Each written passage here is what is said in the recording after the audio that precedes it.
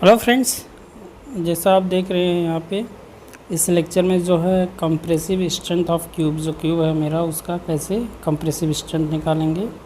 इसका जो यूनिट्स होता है न्यूटन पर mm स्क्वायर होता है। ठीक है, तो जो IS कोड में 456/2000 में दिया हुआ है रिज़ल्ट ऑफ क्यूब टेस्ट, जो कि IS कोड 456 में दिया हुआ है और उसमें टेबल्स बना हुआ कि कितने दिन पे कितना मेरा परसेंटेज जो है कंप्रेसिव स्ट्रेंथ कंक्रीट के क्यूब में आ जाता है। तो वो उसी को हम आज इस वीडियो लेक्चर में देखेंगे। तो यहाँ पे देख रहा है 1 डेज़ में 16%, 3 डेज़ में 40%, 7 डेज़ में 65%, 14 डेज़ में 90% एंड 28 डेज़ में जो कि 99% स्ट्रेंथ आ जाती है कंप्रेसिव स्ट्रेंथ।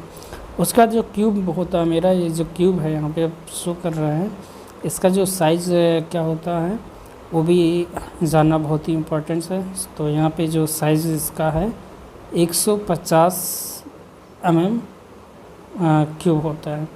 तो 150 गुणे 150 गुणे 150 mm क्यूब हो जाता है। तो ये मेरा तीनों का साइज़ जो है एक ही रहता है, क्यूब तभी कहलाएगा। ठीक है, तो ये 150 mm का होता है और ये मेरा क्यूब का साइज़ हो गया। उसके बाद हम यहाँ पे एज्यूम कर लेंगे जो कि किस ग्रेड के लिए हम यहाँ पे जो है अपना कंप्रेसिव स्ट्रेंथ निकालना चाहेंगे।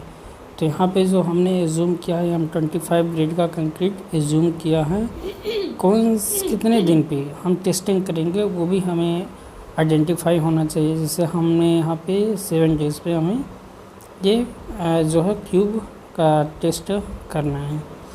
तो उसके लिए हम ये पहले देखेंगे कि जब हमने इस क्यूब को ले जाके मशीन पे टेस्ट करते हैं, यूटी मशीन पे, तो वहाँ पे जो मशीन द्वारा जो लोड है वो कितना अप्लाई हुआ। ठीक है, तो वो भी हमें यहाँ पे देखना है। तो हम यहाँ पे लिखेंगे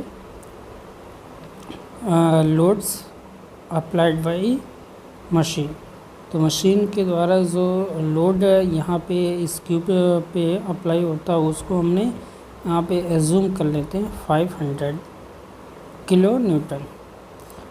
जो लोड इस क्यूब पे अप्लाई हुआ वो 500 किलो न्यूटन है। तो 1 किलो न्यूटन में जो कितने न्यूटन्स होते हैं वो भी हमको जानना ज़रूरी है। 1 किलो न्यूटन में 1000 न्यूटन होते हैं। अब हमें ये जो क्यूब है मेरा उसका हमें सरफेस एरिया निकालना है। तो क्यूब का जो सरफेस एरिया भी हमें निकालना हो, तो क्यूब ऑफ एरिया, कौन सा एरिया निकालना, हमें सरफेस एरिया निकालना है। तो इसमें 150 इंटू 150 का मल्टीप्लाई करेंगे तो वो मेरा आ जाएगा area of cube, surface cube, area of surface cube आ जाएगा।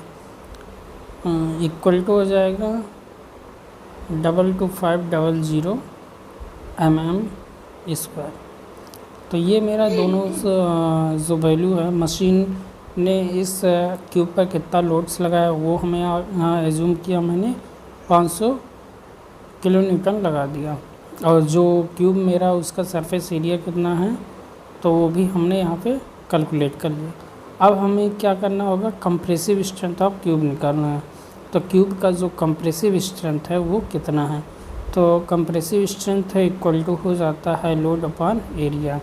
तो लोड यहाँ पे कितना दिया हुआ, किलो न्यूटन में है, तो इसको हम कन्वर्ट कर लेंगे न्यूटन में। तो 500 इंटू 1000 करेंगे तो वो मेरा आ जाएगा किलो न्यूटन में आ जाए, वो न्यूटन में आ जाएगा। और उसके बाद एरिया मेरा mm स्क्वायर में दिया हुआ है। तो 500 इंटू 1000 अपॉन 22500। तो इसको डिवाइड करेंगे हम, कैलसीय कैलकुलेटर निकाल लेते हैं और इस कैलकुलेटर में वो चीज़ हम फिट करेंगे। 500 into 1000 equal to divide by 22500। तो इन दोनों को हमने मल्टीप्लाई किया और यहाँ पे देखा 2222 न्यूटन पर mm स्क्वायर आ गई। तो ये मेरा जो क्यूब पर लगने 1 mm स्क्वायर की 1 mm का स्क्वायर जो है एरिया में है उसमें 22.2 न्यूटन का लोड को वियर कर सकता है। तो इससे हमें ये आइडेंटिफाई हुआ। अगर हमें यहाँ पे देखना है और जो IS कोड में दिया हुआ कि 7 डेज़ पे हमें 65% आना चाहिए। अब इसी को जो है हम कन्वर्ट करेंगे परसेंटेज में।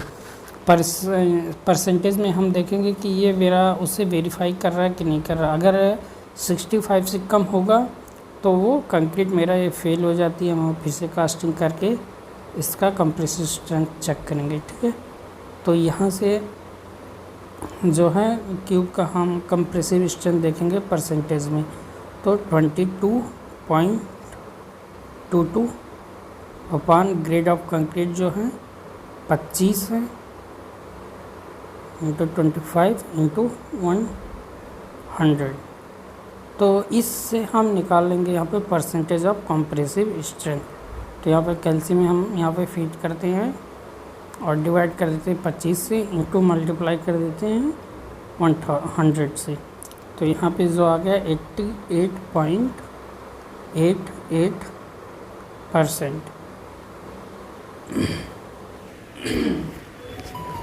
तो यहाँ पे जो परसेंटेज में आ गया, यहाँ पे हम देखते हैं 7 डेज़ पे हमें 65% से कम नहीं होना चाहिए, इससे ज़्यादा ही आना चाहिए। तो जो मेरा अभी डाटा आया है 88.88 आया है, तो ये इज़ ग्रेटर देन 65%। तो ये जो मेरा क्यूब का कंक्रीट जो मेरा है ये वेरीफाई करता है। अगर आपको इस लेक्चर में कोई भी दिक्कत है तो आप कमेंट करिए और बताइए। Thank you.